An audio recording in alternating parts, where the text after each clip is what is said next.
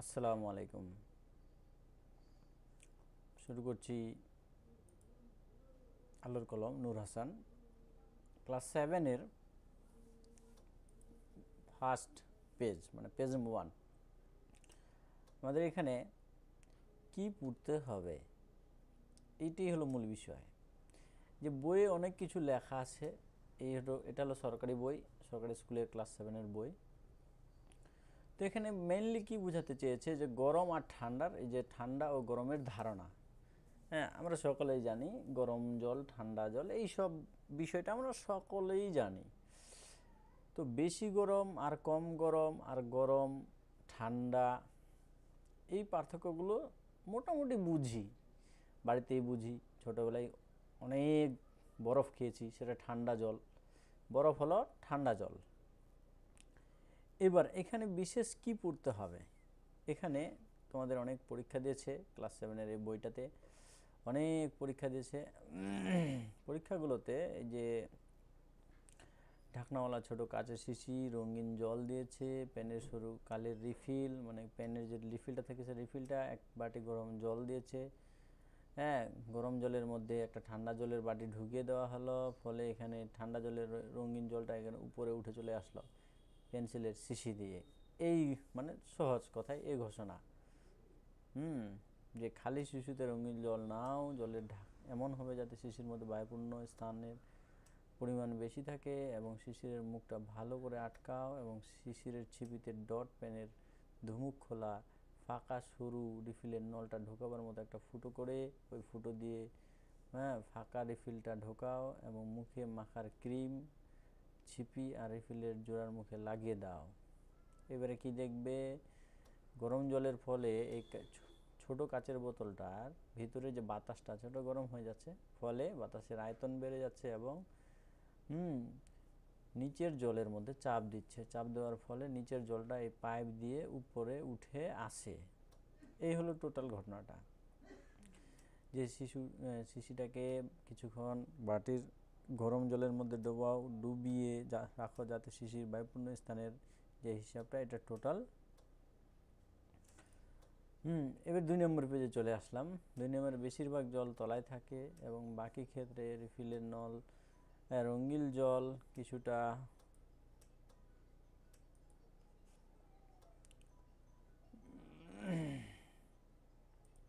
দুই নম্বর পেজে কি এখানে কি পড়তে হবে, যে বাটির জল আরও বেশি করে গরম করো, তত বেশি করে জল রিফিলের নল দিয়ে বেশি উচ্চতায় উঠল। তার মানে এখানে কি বোঝা গেল, জল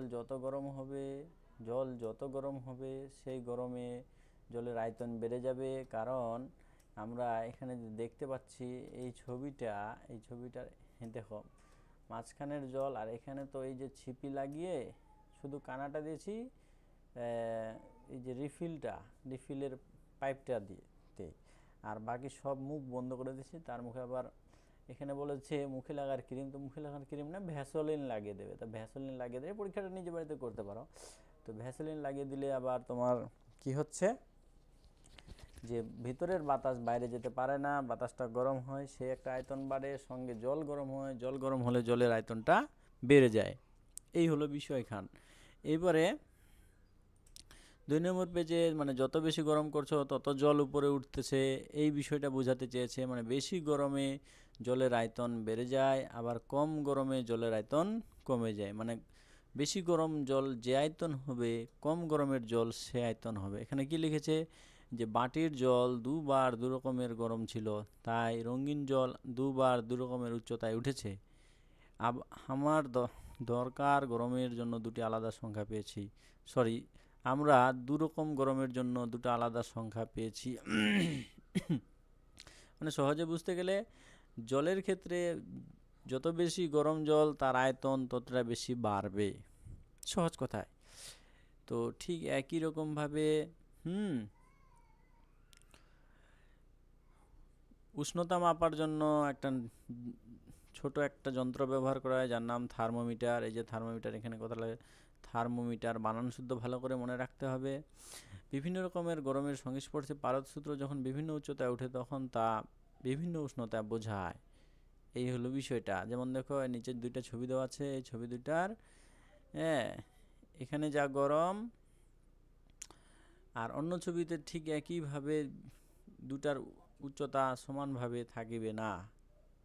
কি বোঝানো এখানে কি বোঝানো হলো দেখো, গরম ঠান্ডা অবস্থার প্রকাশের জন্য এভাবে যে সংখ্যা পাওয়া যায় তাকে আমরা বলি উষ্ণতার পরিমাপ। উষ্ণতা মাপার জন্য থার্মোমিটার তৈরি করা হয়। বিভিন্ন রকম গরমের সংস্পর্শে পারদ সূত্র। হ্যাঁ, এই পারদ কথাটা মনে রাখতে হবে। পারদ কি? পারদ একটি তরল ধাতু। তো এটা গরম হলে বেড়ে যায় অনেক, মানে পারদ যত গরম হবে তার আয়তন তত বাড়বে। তো বিভিন্ন উচ্চতায় উঠে।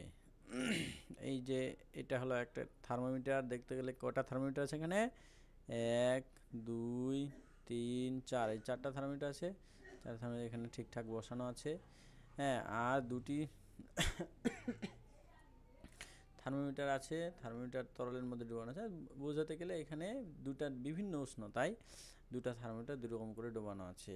আর এখানে সমান উষ্ণতায় আছে। দেখো এই ক্ষেত্রে ফার্স্ট ছবি নম্বর 1, মানে 1 নম্বর ছবির ক্ষেত্রে সমান উষ্ণতায় আছে, এই জন্য থার্মোমিটার এই যে কালোটা পারদ, এই যে কালোটা আছে দুইটা থার্মোমিটার পারদ, এখানে সমান উচ্চতায় আছে। আবার এখানে কম বেশি আছে, উষ্ণতার পার্থক্য আছে, ওই জন্য এই সমান উচ্চতা নাই। দেখো ফার্স্টে 2 নম্বর ছবির ফার্স্টে এখানে কালোটা কতটা উপরে আর এই কালোটা কতটা নিচে। হ্যাঁ, তো 2 নং ছবিতে দুটি পারদ সূত্রের উচ্চতা কি ঠিক দেখানো হয়েছে? হ্যাঁ, তোমার সমর্থনে যুক্তি দাও। তো এখানে কিন্তু দুটো ঠিক দেখানো হয়নি, কারণ এই যে একই বিকারের মধ্যে দুটা থার্মোমিটার সমানভাবে ডুবানো আছে।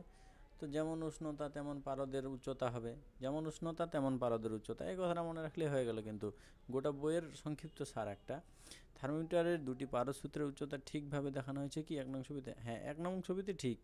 কেন? এই বিকারের জল যেটা আছে সেটা গরম হলে পুরোটাই সমানভাবে গরম হবে। আর এখানে পুরোটাই সমানভাবে গরম হবে, কিন্তু দুইটা আলাদা আলাদা গরম বোঝানোর চেষ্টা করেছে। তো এই চেষ্টাটা ভুল ছিল, এই চেষ্টাটা ভুল। মানে এখানে এটুকুই বুঝতে হবে যে কম গরমের জন্য এই পারদের উচ্চতা কম, অল্প আছে। বেশি গরমের জন্য পারদের উচ্চতা বেশি। তো 2 নম্বর পেজ শেষ। এবার 3 নম্বর পেজ। 3 নম্বর পেজে এই যে ঘটনা,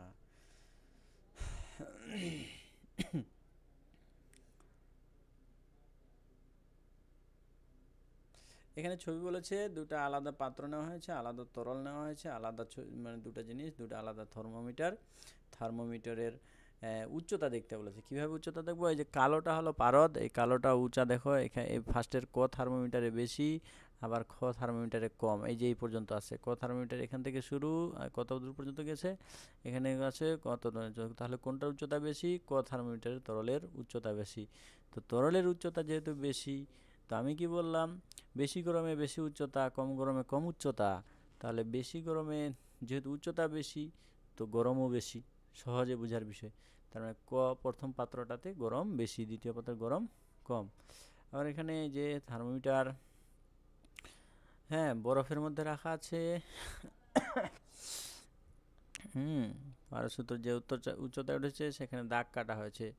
ছবিতে দুটি দাগের পাশে নিজের ইচ্ছামতো দুটি আলাদা সংখ্যা বসাও। এখানে নিজের ইচ্ছামতো বসাতে বলেছে। ইচ্ছামতো 10 15 যা খুশি তাই বসাতে পারি। আবার পাত্রের জলটা ফুটছে এবং ফুটন্ত জলের একটু উপযুক্ত থার্মোমিটারে পারদকুণ্ড থাকলে, হ্যাঁ, উচ্চতা বাড়তে বাড়তে একসময় স্থির হয়। উচ্চতা বাড়তে বাড়তে এই যে পারদটা বাড়তে বাড়তে বাড়তে বাড়তে এখানে এসে স্থির হয়ে যায়। তো এই দাগটা ওই গরমের মাত্রা পারদ কতটা, হ্যাঁ, উচ্চতা ঠিক তাকে দেখায়। তা কথা দুটো দাগ দেওয়া হয়েছে। এই যে দুটা আলাদা আলাদা দাগ দিয়েছে দুটা